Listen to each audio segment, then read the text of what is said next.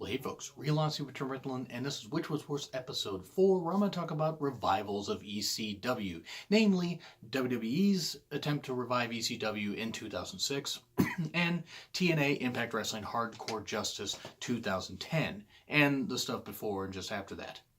Now, I'm going to focus on the first few months up to December to Dismember for the WWE ECW brand, and then also just, the number of months that the TNA Hardcore Justice pay-per-view and the Fallout happened, and just compare them and everything. And by the way, shout out to Hitman683 for the suggestion for doing these type of shows. And you can check out the various ones that I've done, Which Was Worse, Title Reigns of Terror, Part 1, 2, and 3, where I compare some ones and people seem to love when I do these. So, let's get cracking on with this. WWE trying to revive ECW at that point in 2006 wasn't the worst idea. The problem was the execution, because they had it on Sci-Fi and everything, and they wanted to make a third viable brand. If they had called it anything other than ECW, it would have succeeded. It would have 100% succeeded as a way to use ECW stars to get younger stars over and then become its own third brand. Pretty much like what NXT is now, only NXT has done it better, despite losing $32 fucking million last year. Because even though they make, I'm sure, great merch sales and they do great live event attendance, it's still for all the production values and all the money they're spending on talent, it just doesn't even out. Anyway, so after the success of One Night Stand 2005, well, the first success of Rise and Fall of ECW in 2004, and then One Night Stand 2005, and then, they decided to do One Night Stand 2006, double dip and have some fun. And at this time, they were going to revive the ECW brand, and it was going to be its viable alternative, and it was going to feature hardcore action, this kind of stuff. And so you look at the ECW One Night Stand 2006 show, and it was an overall pretty good show. It wasn't great, but it was a pretty good show. The 2005 edition might be just a little better, because it didn't have a WWE feel to it at nearly as much as 06.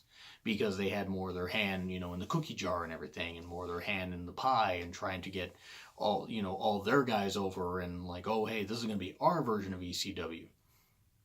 And then the first episode opens up, and it starts with the Zombie. I mean, and the Sandman comes out and canes people. He caned people like the Zombie. I think Nacho Libre and a few, Macho Libre. Actually, I take that back, because he was dressed up like Nacho Libre, yet doing Randy Savage impressions. They had Sandman beat up some various guys. They had some characters, and they had some ECW talents that were actually doing pretty well. Ones that weren't under contract, like Impact Wrestling, like Team 3D, Raven, Rhino. I believe Spike Dudley, Brother Runt was also there. There were others too, but those are the ones I can mainly remember. But you look at where they were. Like, they had RVD win the the WWE and the ECW title all on the same night. Cashing in Money in the Bank.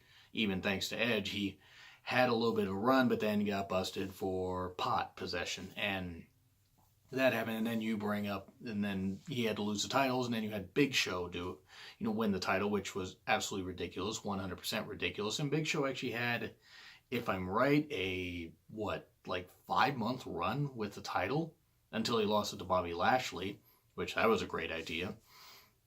But you're looking at that and everything, and the ECW title basically meant nothing by that point, because even though Big Show tried, he was in such terrible shape that he couldn't reasonably represent the ECW brand, or he couldn't even represent the world title correctly because he was so out of shape. And no matter what challengers they put in front of him, it just wasn't a good idea. They watered it down. They were using the ECW guys terribly. It just wasn't very good. Contrast to what Impact Wrestling started doing. This was in June or July of 2010. It was late June, early July 2010, because the pay-per-view happened in August. But Tommy Dreamer left WWE earlier that year and had decided to do, come to Impact Wrestling. And they had Foley there at the time, and they had a few others. And the idea was that suddenly a bunch of ECW guys, former ECW guys, started attacking people in the ring. I don't remember who they attacked. I had to kind of push that out of my mind. But there were various others, Impact Wrestling, talent that were trying to fight off, and they were all trying to fight off. And Dixie's like, wait, no. I invited them here. And everybody's like, oh, which actually was a pretty good hook for the next week's show. And then they started hyping up the whole thing where Dixie's like, hey, Tommy, I know that you were the heart and soul of ECW. Even though they couldn't use a lot of the trademark shit. They couldn't use a lot of the trademark names unless the wrestlers actually own those names. They had to change a whole bunch of the names around and stuff like that. And they couldn't even call it ECW. They had to call it hardcore wrestling, this kind of stuff. If there were people chanting for ECW, they almost had to edit that stuff out, or they had to add out on commentary. I don't know what the deal was. I don't know why in the world they did. I don't know why they did that. It's kind of stupid.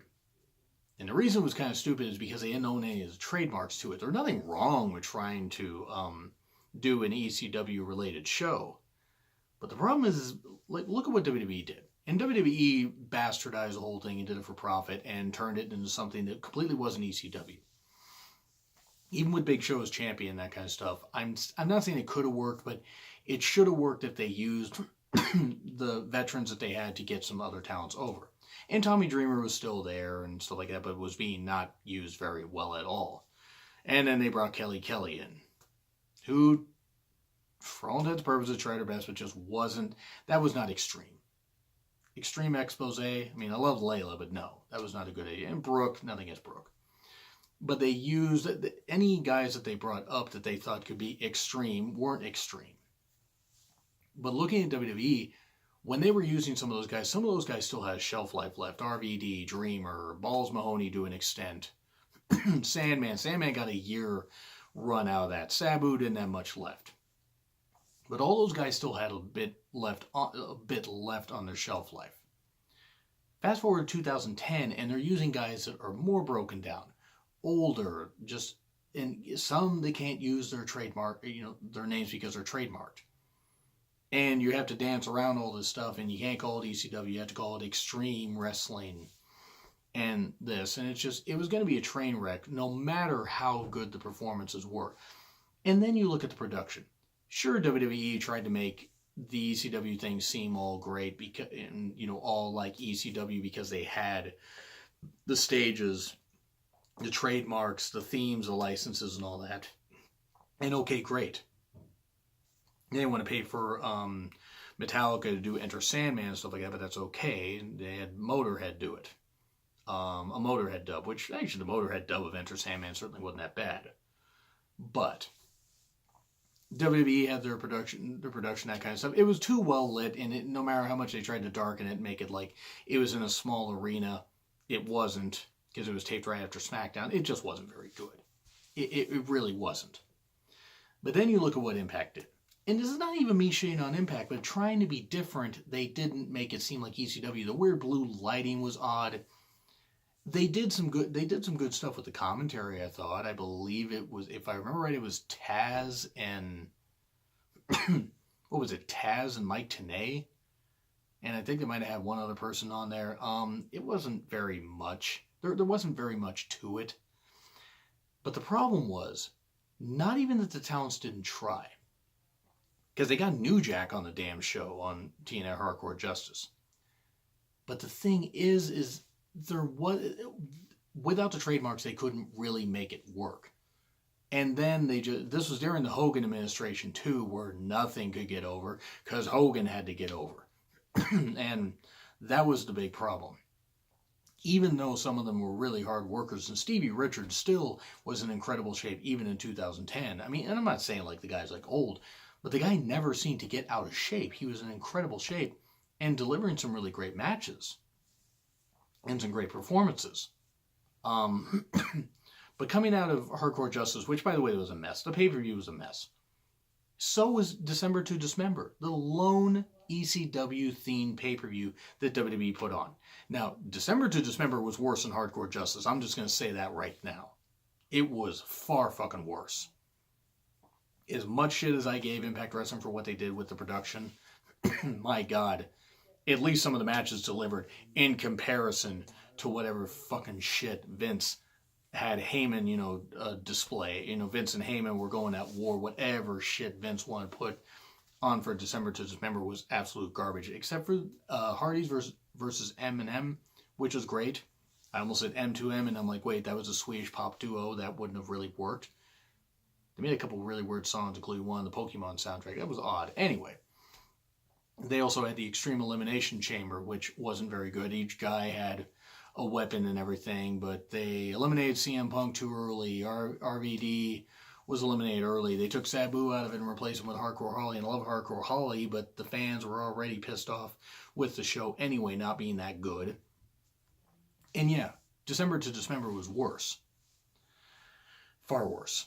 And by that point, Big Show lost the title that night. Bobby Lashley was crowned champion, and there were other things and stuff like that that led up to it, but that's what led to Heyman leaving WWE for a number of years, like 5+ years. And then you go to Hardcore Justice, which was a better pay-per-view. Not by much. It was not a very good show, but it was better put together than December to Dismember. They at least seemed to try, even with the goofy stuff. But then you look at the fallout afterwards. So that brought us up to speed with WWECW like the first 6 months. I don't even think the EV 2.0, that's what they call it, EV 2.0. Ridiculous. Absolutely fucking ridiculous. Extreme Violence, or Extreme version 2.0, I think it was Extreme Violence. But they had like a lethal lockdown match against the members of Fortune, I want to say. I think it was Fortune. And they had one where, like, I think it was at Bound for Glory, where if whoever took the pinfall had to leave the company, and I believe Sabu took the pinfall. So yeah, they watered it. Even though they had a TV-14 product, these guys just did not have anything left by 2010, except RVD did to a point, and Stevie Richards did, but Sabu had nothing left. I think Sandman was there for like a show before Hardcore Justice, and then either no-showed or just wasn't asked to be on the show. Within a couple months, the whole thing was just watered down and just completely written out of the company. And I'm not saying that some of these guys would have been able to last much longer, but they took all this hype and everything and was like, okay, Tommy, you're going to be able to present it the way you want. And the show did what it did. I'm not going to say it was terrible. It wasn't great, but it was better than December to Dismember. But I'm going to say for the first 6 months of WWECW and for Hardcore Justice 2010, it's almost neck and neck. But I'm going to say WWECW was just a bit worse. And here's why. Yes, Hardcore Justice has flaws, all that stuff and everything. But they at least try to maintain some of the spirit of ECW, even if some of these guys are well past their shelf life. Yes, they wrote off TV really, really quick, and it was already gone, I think, by Bound for Glory, or even like just, I think by November 2010, most of the guys are written out of the company. Or, put in different roles and everything, and the whole Extreme, Revolution thing was dropped. But the reason WWECW gets it just a little more, and it's just a little worse, is because of the potential that they had with all the trademarks and all the money and all that shit, and they bastardized it. And they did, and it was absolutely abysmal. It really was fucking abysmal. So yeah, don't get me wrong, Hardcore Justice and the fallout from that wasn't all that great. They did try. I'm not saying that the talents in WWE's version of ECW didn't try. I certainly think they did. CM Punk was one of the shining examples that they had there that did pretty well. And a few others. I think John Morrison did pretty well there. But that was, of course, in 2007.